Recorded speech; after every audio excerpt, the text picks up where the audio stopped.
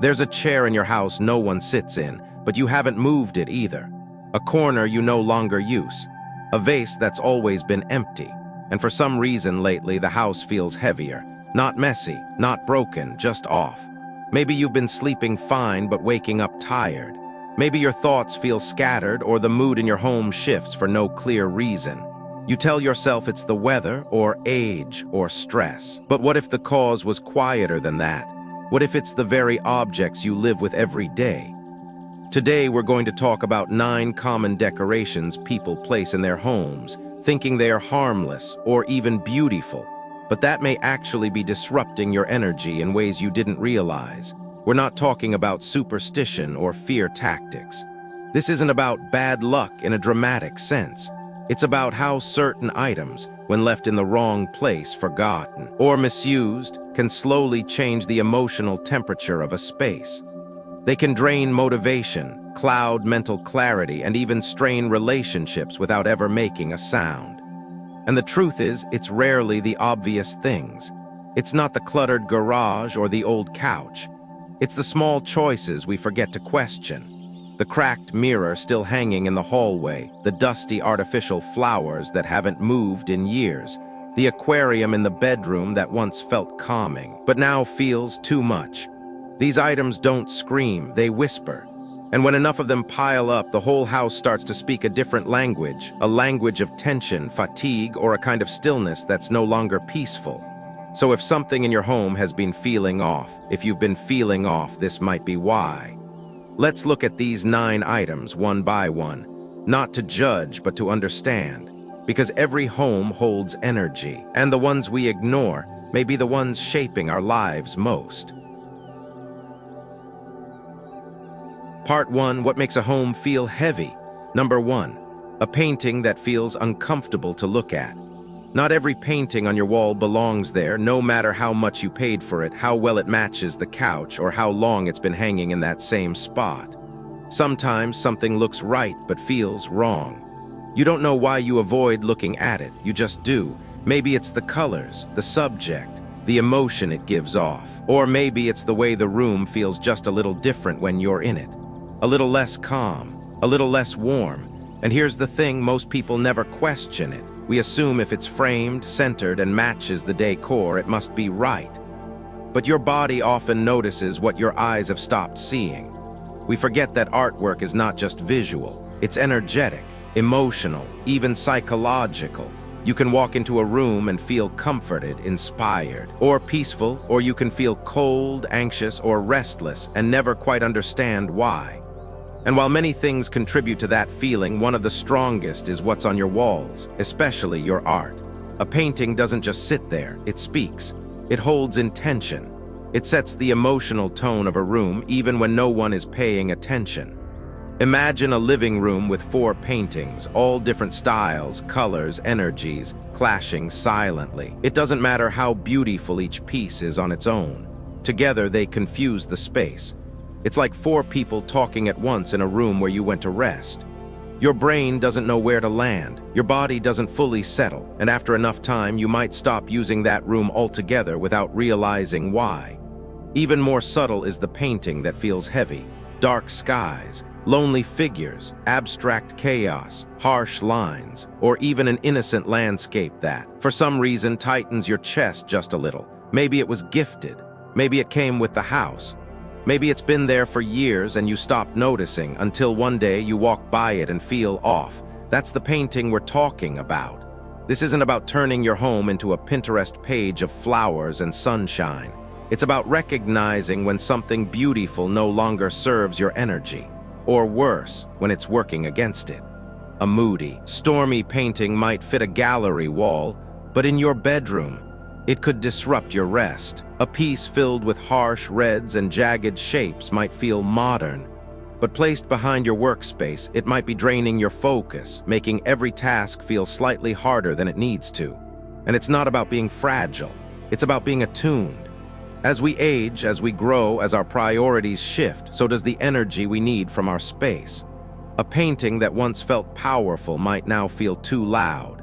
One that felt mysterious might now feel heavy. We outgrow images just like we outgrow clothes. but we often leave them hanging because they've become part of the wall. Let's go even deeper. A woman once shared that she had a painting in her dining room, an abstract portrait in deep, swirling blues, striking, dramatic, but something about it always made her feel a little tense. She didn't think much of it until her family stopped using that room for dinner. Everyone began eating in separate places. The dining room became a pass-through space. And over time, she realized that every time she walked past that painting, her chest felt tight. It wasn't haunted, it wasn't cursed. It just didn't belong in the heart of her home. When she replaced it with a softer, warmer piece, a simple landscape, everything changed. Not overnight, but slowly. They started using the room again. Conversations lasted longer. The space softened. That's the power of visual energy. It doesn't shout. It shifts quietly over time, until you're no longer sure whether your home is making you tired or whether life just got harder. So how do you fix it? You don't need to overhaul your art collection. You don't need to switch to generic prints or watercolors. Just listen. Spend time in each room. Look at your walls, not to judge, but to feel. Which paintings bring you ease? Which ones sharpen your breath or pull your attention in uncomfortable ways? Which ones did you buy because you loved them, and which ones are just there? And when you find one that feels wrong, try removing it.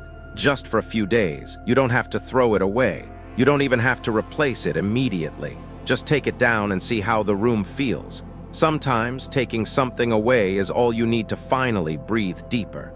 A painting doesn't have to be evil to be harmful. It just has to be wrong for this version of you. And letting it go isn't a loss. It's a quiet return to peace, to yourself, to a home that reflects not just what you like, but what you need. Because your walls hold more than color. They hold memory, intention, emotion. And every now and then it's worth asking, what story are they telling back to you?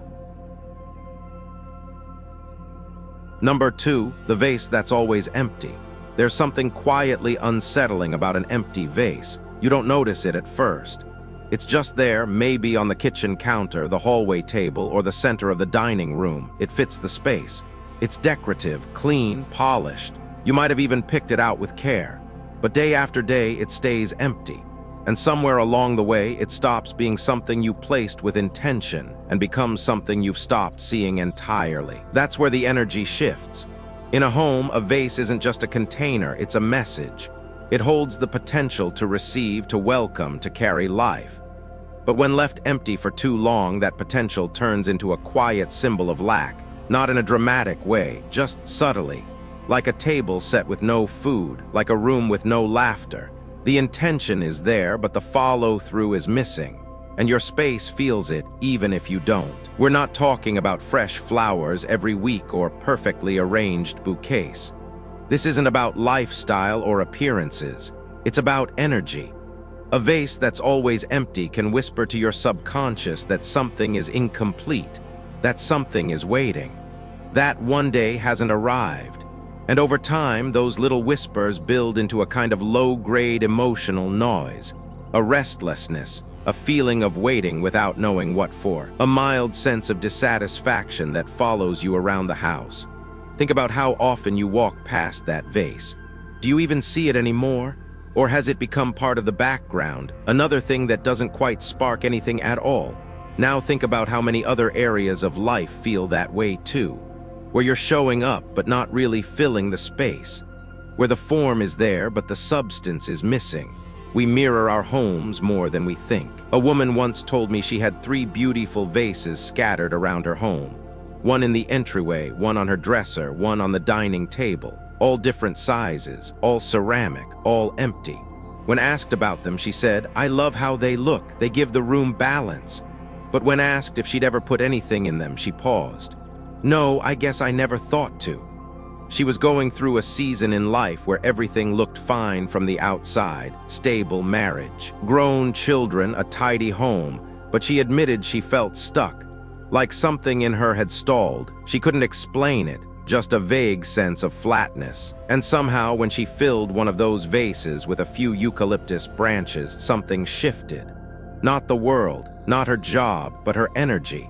Her space felt a little more alive, and she started to as well. This isn't magic, it's mindfulness. It's understanding that the things we leave empty become silent symbols of what we've neglected. A vase doesn't demand much, but it quietly asks, will you make room for something living? And your answer says more about your inner world than you might expect. An empty vase isn't a problem, it's a pause. But if that pause lasts too long, it becomes a pattern. And in the language of space, patterns matter. What you repeat, you reinforce. If your home is full of unfinished gestures, decor that never gets used, objects that serve no emotional or energetic purpose, you may begin to feel that way too, like you're always preparing but never quite arriving. So what's the solution? It's simple, and it's not about perfection. If you can't or don't want to fill your vase with real flowers, that's fine, but place something intentional in it. A branch from the yard, a few smooth stones, dried lavender, even a ribbon or small light inside. Anything that says, this space is not forgotten. Because when you treat your home like it's alive, it begins to reflect that life back to you. And if you truly love the look of an empty vase, then place it somewhere that reflects stillness, not center stage. Use it where emptiness makes sense, a quiet corner, a meditation space, a shelf meant for breath. Let it feel like a pause, not a gap. What matters most is that you notice it again, that you choose it again, that you bring it back into awareness instead of letting it sit as a symbol of something half-finished. Because your home, like your spirit, deserves to be filled, intentionally, gently, and with presence. And maybe that's the real message. It's not about decorating. It's about remembering that your space is always in conversation with you. What you leave empty may be echoing more than you think. So next time you pass that vase, ask yourself, what part of me has been waiting to be filled too? Number 3, flowers that never wilt. At first glance, artificial flowers seem like a perfect solution. They're always pretty, always in bloom. No watering, no wilting, no mess, just effortless beauty. But effortless over time starts to feel lifeless, because what doesn't change can't grow, and what doesn't grow slowly becomes background noise, unmoving, unfeeling, unnoticed. That's the quiet risk of surrounding yourself with flowers that never wilt. Real flowers, no matter how humble, carry something artificial ones never will: presence. They mark time. A fresh bouquet on Monday looks different by Thursday. Its color shifts, its scent fades, its edges curl. And in doing so, it reminds you of something essential, that life is always moving, always transforming, always beginning again. But fake flowers, they stand still, day after day, month after month, always the same, always untouched, and eventually emotionally flat. You may not think this matters. After all, what harm could a few silk blooms cause? But over time, your environment teaches your subconscious what to expect from the world. A room filled with frozen beauty sends one message: things don't change here, things don't need care. And in a space where nothing changes, you might start to feel like you're standing still too, like something in you is paused, or worse, stuck. It happens gradually. A sense of boredom that lingers, a resistance to small changes, a drop in motivation, not because life is hard, but because it all feels a little stale, and you can't quite name why. Maybe you don't see the flowers anymore, but your energy still absorbs the stillness they bring. A woman once told me she loved filling her home with artificial arrangements. She had one on every shelf in every room, coordinated by season, perfectly styled. They make the house feel complete, she said, but after a while she began to feel tired at home. Not overwhelmed, just tired, like the air wasn't moving, like her thoughts weren't either. She rearranged furniture, opened windows, burned candles, but the heaviness lingered. Only when she replaced one of those arrangements with a single potted plant, one that needed light, water, and attention, did something shift. Not just the look of the room, but her relationship with it. Suddenly, she was tending to something again, and that simple act of care rippled outward. Because when you care for something, you connect to it. And when you connect, you become present. Fake flowers ask for nothing. They give nothing back. And in that silence, something in your space and your spirit quietly flattens. This doesn't mean artificial flowers are wrong. They're not evil. They're not cursed. But they lack what your home truly needs: a sense of life, of rhythm, of subtle renewal. Real flowers, even if they only last 5 days, offer you a living reminder that beauty isn't static. That energy needs refreshing. That attention matters. Even if you don't have time to buy fresh flowers often, consider one living plant. A sprig of rosemary in a glass of water. A small bunch of herbs from the grocery store. Something real. Something that breathes. And if you choose to keep fake flowers, be intentional. Don't place them in the heart of your home where life energy needs to flow most. Avoid clustering them in rooms where you rest, work, or make decisions. Let them be accents, not anchors. And most importantly, keep them clean. Dust builds quickly on artificial petals, and with it comes a layer of stale energy, both physical and emotional. What once looked bright can quietly become dull and heavy without a word. So if they are staying, care for them like you would something alive, not because they need it, but because you do. Our homes speak to us through feelings. And often the things we think are fine are the very things holding us back. A bouquet that never wilts might seem harmless. But ask yourself, what else in your life has looked fine for too long but hasn't moved in years? Your home doesn't have to be perfect. It just has to be awake, responsive, in motion. So the next time you pass that perfect bouquet that's never changed, ask, what would this room feel like if something here could breathe again? Because in a world full of still things, the simplest sign of life can be the one that brings you back to your own. Part 2, the objects that whisper unease. Number 4, the cracked mirror no one replaces. You walk past it every day. Maybe it's in the hallway, maybe the bathroom. A mirror with a small crack, a barely there line running across the corner, or a splinter in the glass where something once bumped it. At first, you meant to replace it. You noticed it. You told yourself you'd fix it when you had time, but weeks passed, then months, and now you hardly see it at all, but it sees you every day, and what it reflects might not be what you think. Mirrors aren't just for checking your hair or adjusting your shirt before you walk out the door. They are symbolic, powerful, and deeply personal. A mirror is one of the few objects in your home that reflects you back to yourself. It catches your face in passing. It holds your expression without words. And when it's cracked even slightly, that reflection is altered, split, broken, incomplete. You may not register it consciously, but on a deeper level, something inside you does. Because whether you realize it or not, looking into a broken mirror often becomes an unconscious acceptance of fracture. It sounds dramatic, but it isn't. It's subtle. That's what makes it powerful. A cracked mirror doesn't shout, it whispers. It becomes a quiet symbol of what we've learned to tolerate. A small imperfection that's easier to ignore than deal with. A reflection that doesn't feel quite right, but isn't bad enough to fix. And that mindset can bleed into more than just your decor. It becomes emotional posture, spiritual habit. You start to overlook things that matter. You start to adjust to things that hurt. One woman shared that she'd had a mirror in her bedroom for years. A large one leaned against the wall, beautiful and heavy, with a jagged crack near the top. She loved how it looked from afar. It matched the room, gave the illusion of more space. But she never looked into it fully. She always angled her body or avoided eye contact. One day while cleaning, she caught her reflection mid-sentence and saw her face split in two by the line. It startled her, not because it was ugly, but because suddenly it felt personal. That crack wasn't just in the glass, it was in her. She had been moving through life that way, split between what she presented and what she felt, between who she was and what she showed. That's the quiet danger of keeping broken mirrors. They become physical metaphors we pass by every day, and slowly they reshape how we see ourselves, our relationships, even our goals. A cracked mirror in a shared space, like a hallway or bedroom, can contribute to subtle emotional tension between people. Conversations feel a little more strained. Energy feels slightly misaligned. The room feels less restful. Why? Because the symbol of brokenness is ever present, even when no one is talking about it. And this isn't superstition, it's environment, it's psychology. When we see distortion often enough, we start to internalize it. When we live among broken things, we begin to accept broken as normal.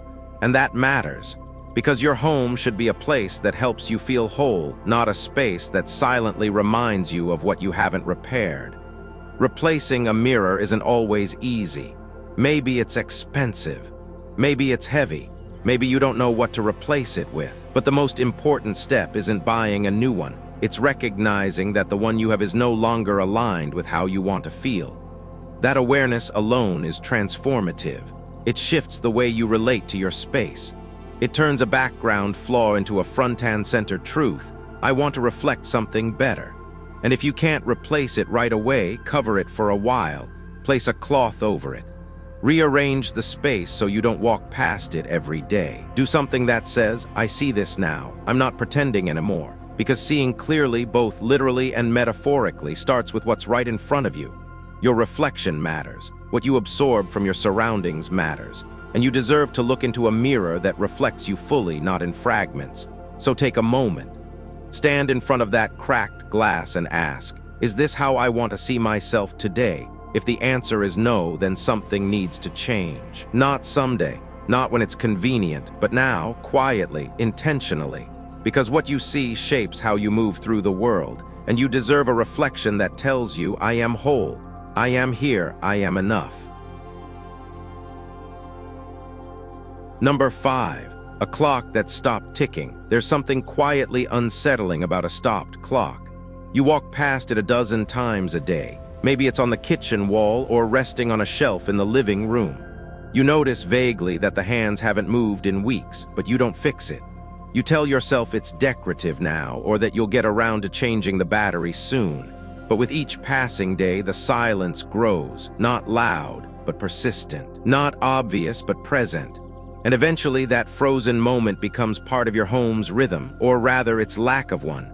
A working clock has a heartbeat, a pulse. Even if you don't hear the tick, you feel it. The space breathes, time moves, energy flows forward. But a stopped clock sends a different message, a quiet one but powerful, that something has paused, maybe even given up. That the space no longer marks progress, but repeats the same silent minute over and over. And over time, you may begin to feel the same. This isn't about superstition. It's about energy, movement, and the subtle ways your environment shapes how you feel. A dead clock becomes a silent symbol of stagnation, of goals delayed, of days that blur together. You might not connect the dots at first, but you'll feel it in small ways. That project you haven't started, that phone call you keep putting off, that foggy sense that time is slipping, but nothing's really changing. Think about it. When's the last time you looked at that clock expecting it to help you and realized it wasn't even trying? And more importantly, how many other things in your life feel that way? Where you're relying on something to guide you, but it's no longer functional. Where you're accepting quiet stillness instead of asking why things stopped moving in the first place. One man told me he had an old wall clock in his office. It belonged to his grandfather, meant something, but it hadn't worked in years. He'd left it up for sentimental reasons, he said. But lately he'd been struggling with direction, couldn't finish projects, felt like he was always behind, no matter how early he woke up. When he finally replaced the battery, something strange happened. It wasn't dramatic, but the space felt different, lighter, clearer, like it had exhaled. And so had he. Because clocks aren't just tools, they are symbols. They remind us that life moves. That time, whether we track it or not, continues. And when we surround ourselves with signs that time is frozen, our energy starts to follow. The days feel slower.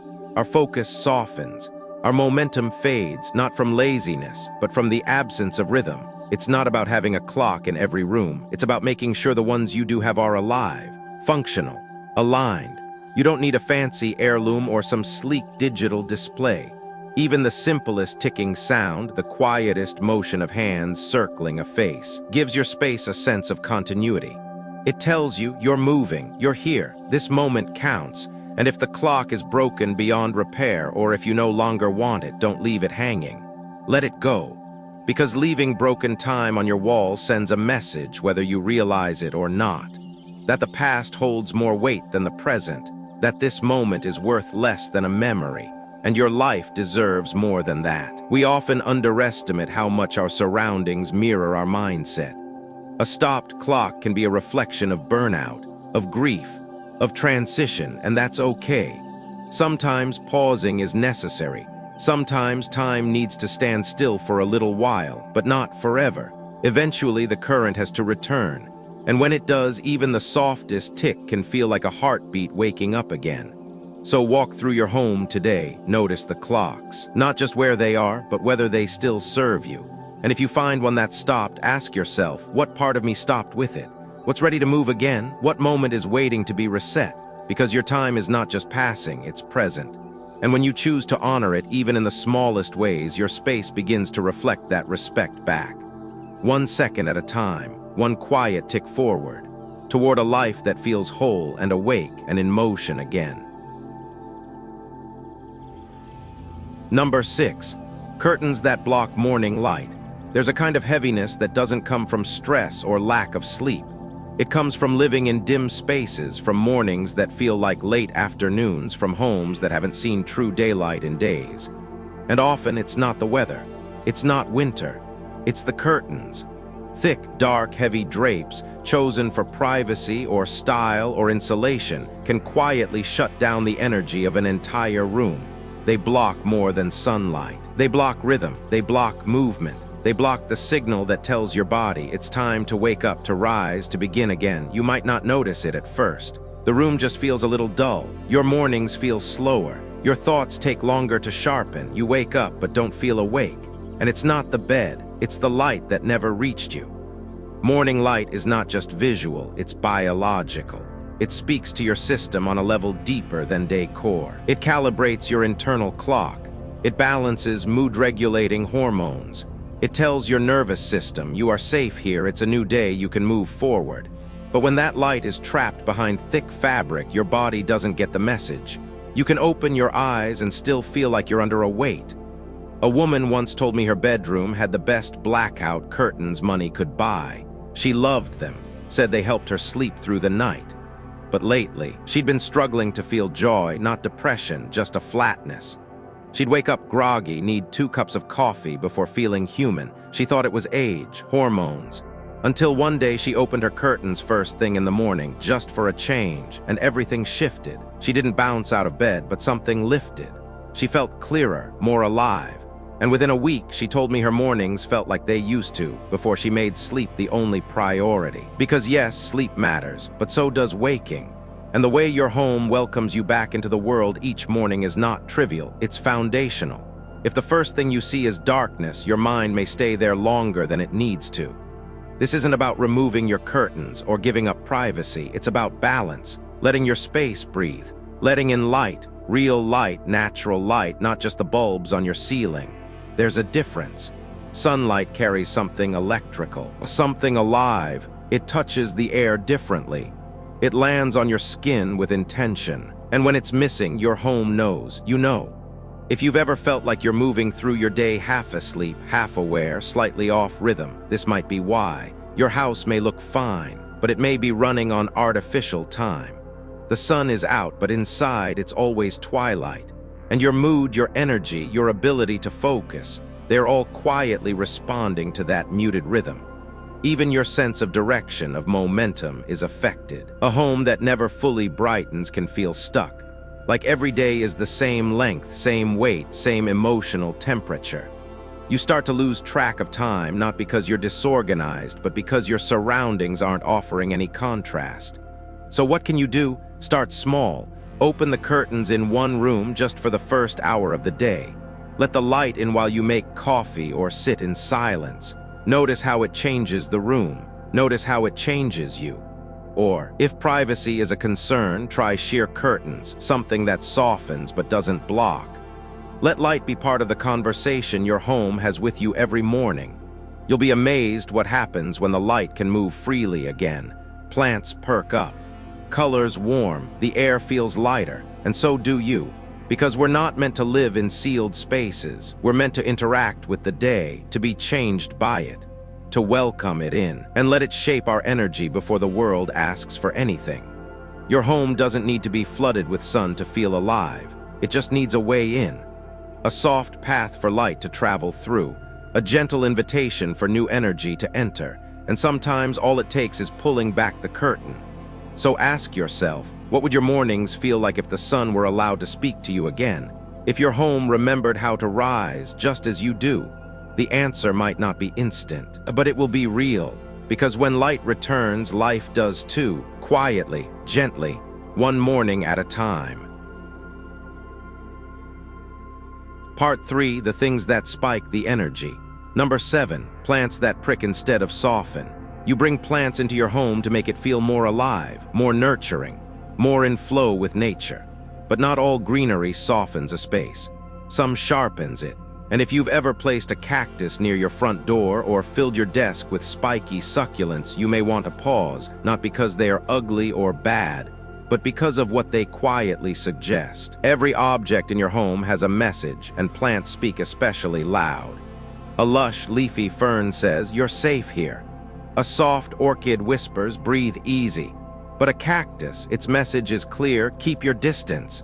Even if it's small, even if it's beautiful, those sharp little spines, whether you touch them or not, send a subtle signal to the room and to the people in it. Of course, most people choose prickly plants for practical reasons. They are low maintenance, modern, sculptural, and that's fine in the right setting. But inside the heart of your home, their energy works differently. A plant that defends itself, that's built to protect by pushing others away, doesn't exactly invite emotional openness. It may look tidy on a shelf, but its presence can quietly stiffen the mood of a space. You may not feel it right away. You may even find them comforting at first because they ask for nothing. But over time, the feeling shifts. The room feels harder, a little more tense. Arguments bubble up more easily. The energy feels like it's always on alert, even when no one's speaking. And you may not realize it's the plants, but your nervous system does. One man had a cactus on every window ledge in his apartment. He liked how they looked, neat, architectural, masculine. But he couldn't figure out why people didn't linger in his space. Visitors would stand, not sit. Conversations stayed shallow. It wasn't cold, but it wasn't warm either. And when he swapped 2 of those cacti for soft-leafed vines, the energy changed almost instantly. People stayed longer, laughed more. The room finally felt like it could exhale, because sharp edges create sharp energy. That's not superstition, it's psychology. We respond to visual cues, to shapes, to what our eyes and bodies feel in space. Rounded leaves make us feel relaxed. Spikes, even decorative ones, make us tighten. And in a home where you want ease, rest, connection, this matters more than you think. That doesn't mean all cacti are forbidden. There are places where their energy is useful. Outdoors, on balconies, near entryways where protection is appropriate. A cactus at the boundary of your home can feel like a watchful eye, keeping negative energy from getting too close. But inside your bedroom, your living room, your dining table, that's like inviting someone over, then seating them at a table surrounded by barbed wire. No one relaxes in a space that defends itself. Even small succulents with fine points can carry that same "don't get too close" message. It's not aggressive, it's subtle. But in a home, subtle energy accumulates. And if you already live with tension, too much screen time, too many deadlines, too much noise, you don't need to add more sharpness to your environment. You need softness, gentleness, a reminder that it's okay to be open. So what kinds of plants do that? Look for round leaves, soft stems, vines that trail like fabric, plants that lean, stretch, grow with ease, pothos, peace lilies, ferns, even herbs in the kitchen. These don't just decorate a space, they nourish it. They bring a sense of flow, of breath, of movement that doesn't interrupt. And if you love your cacti, you don't have to get rid of them, just move them. Put them in places that match their personality. Think of them like guard dogs. They're not wrong, they just need to be stationed at the right post. And remember, your home is not a showroom. It's a space for your spirit to rest, recharge, and connect. Everything in it should support that, not compete with it. So take a look around. See how your plants make you feel, not just how they look. Ask yourself, does this soften my space or stiffen it? Does this invite me to breathe or subtly tell me to be careful? Because sometimes the smallest leaf carries the biggest message, and the ones that gently stretch toward light might be the ones that finally let yours back in. Number 8, decor that echoes endings. Some objects are beautiful, intricate, visually striking. They hold attention on shelves, on walls, in the center of a room. And yet when you pause and really take them in, there's something else they bring. A heaviness, a silence, A feeling that something in the room doesn't want to grow. You might not even realize what it is until you ask yourself, is this a symbol of life or of something long gone? Decor that echoes endings isn't always obvious. It might be a faux animal skull, a vintage hunting trophy, a sculpture of bones, or even artwork that centers on decay, ruin, or war. These pieces may feel edgy, sophisticated, evocative, and they might carry personal or cultural significance.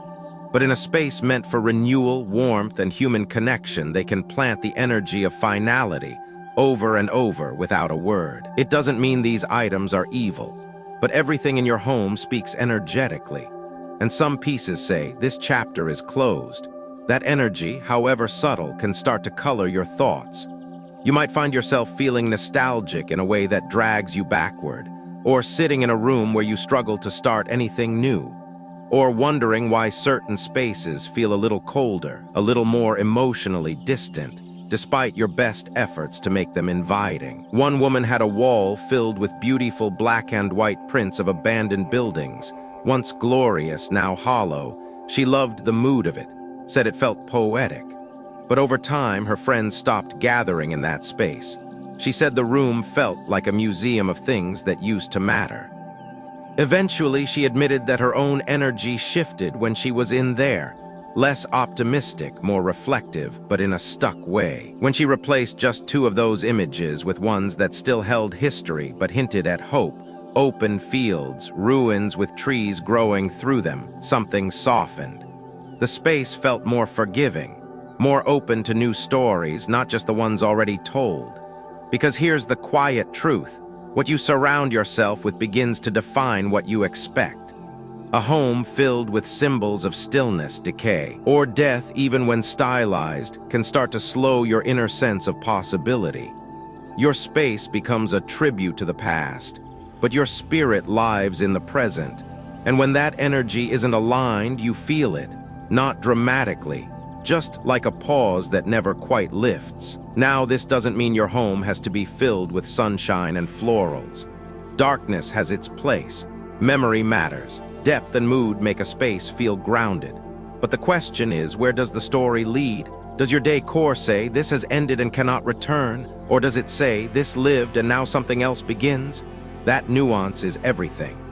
Skulls, for example, have long been used across cultures to represent mortality, transformation, even wisdom. But placed in the center of your living room, they can carry a weight that most people don't know how to process consciously. You may think of it as style, but your nervous system might register it as danger, finality, emptiness. Over time, this can chip away at how welcome your home feels to yourself and others. This is especially important in rooms where you make decisions, rest, connect, or create. You want those spaces to whisper possibility, healing, beginning, not stillness without movement, not symbols of what cannot return. If you love these kinds of objects, if they hold meaning for you, consider where you place them. Can they live in a space meant for solitude, for introspection, a study, a private corner, a space where shadow has a role? That way their energy stays intentional, not dominant. They become part of your home's emotional landscape, not its emotional tone. And remember, letting go doesn't mean forgetting. It means creating room for something else to grow. A room too full of endings may struggle to birth new beginnings. And often all it takes is one small change, a sculpture replaced with a candle, a painting of decay swapped for one of quiet growth to shift the current. So take a slow walk through your home. Notice what the objects are saying when no one's around to translate. Ask yourself, does this piece hold me in the past or open me to the future? Because your space is always in conversation with your energy. And if the story has always been about endings, maybe it's time to let the next chapter breathe. Number 9, the waterfall beside your bed. You thought it would help you sleep. A small fountain, a gentle stream, the soft sound of water flowing endlessly through the night. It felt peaceful, serene, like something you'd find in a spa or a high-end retreat. But somewhere along the way, your sleep became restless, dreams scattered. You woke up tired even after a full night, and you never questioned it because it was just water, right? But here's the thing, water never stops moving. And while that sounds beautiful, especially in the chaos of modern life, it's not always the kind of energy your bedroom needs. The bedroom is where you go to stop, to reset, to surrender to stillness so that your body and your mind can heal. A fountain, no matter how soft, keeps something in motion, something small but persistent. It never lets the room truly rest. Sound affects more than your ears. It touches your nervous system even when you're asleep. Especially when you're asleep. And water, with its subtle but continuous motion, keeps the body slightly alert. Not alarmed, just unable to fully let go. It's like a thought that doesn't finish, a conversation that never quite ends. And over time, that constant low-level stimulation can chip away at the depth of your rest. A woman once shared that she'd placed a small tabletop fountain by her bed, hoping it would help calm her racing thoughts. It did, at first. But months later, she started waking up in the middle of the night for no reason. Her dreams became more vivid, her mornings heavier. She assumed it was stress. Until she turned the fountain off for a week, everything changed. Her sleep deepened, her thoughts quieted. The difference was so subtle she almost didn't believe it until she turned the fountain back on and the restlessness returned. That's when she understood peace is not always about adding more sound. Sometimes it's about protecting the silence. There's another layer to this. In many energetic traditions, water symbolizes movement, money, emotion, even change. That's why it works well in places of activity, the entrance of a home, the living room, the garden. These are areas where flow is encouraged. But in the bedroom, flow isn't always a friend, especially at night. In the quiet hours, movement turns into disruption. Even if you don't notice it consciously, your body does. It may hold back just enough to make falling asleep harder, or staying asleep less restorative. You don't wake up in a panic, you just don't wake up restored. There's also the symbolic side. A constant trickle of water in the place where you sleep can mirror energy that won't stay still. That flows out just as fast as it flows in. Emotionally, it can leave you feeling unsettled. Financially, it can subtly reflect the feeling that money never sticks. You may notice yourself feeling like things are always in motion, but never quite arriving, always shifting, never settling. And let's not forget the practical. Small fountains, if not cleaned regularly, can collect dust, mold, or bacteria. What starts as a symbol of tranquility can become a source of stagnant energy, physically and energetically. That's not the environment you want, where you rest, dream, and rebuild your strength. So what's the answer? It's not to fear water, but to place it with intention. Let the sound of water live in places where you move. Near your front door to welcome flow, in your living room to encourage liveliness, in your garden where nature already breathes in cycles. But let your bedroom be a harbor, a pause, a place where nothing needs to ripple unless you choose it. If you love the look of water, consider replacing your fountain with an image instead.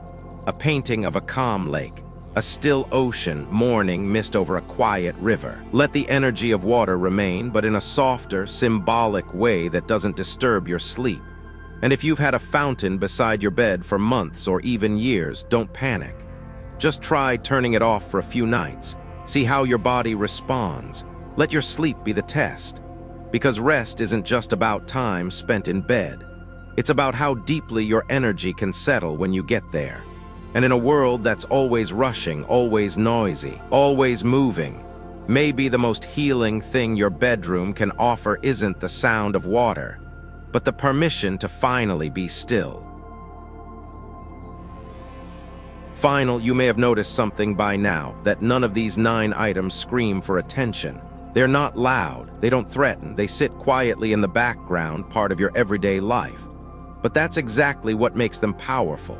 Because the things we live with every day, the objects we pass, touch, ignore, slowly shape how we feel, how we think, how we move through the world. It's not superstition, it's not magic, it's energy, subtle, invisible, but deeply real. The cracked mirror doesn't just reflect, it fractures. The vase that's always empty doesn't just sit there, it whispers of something missing. The flowers that never wilt, the clock that stopped, the dark curtains that keep the morning out, they don't mean harm, but they hold a certain stillness.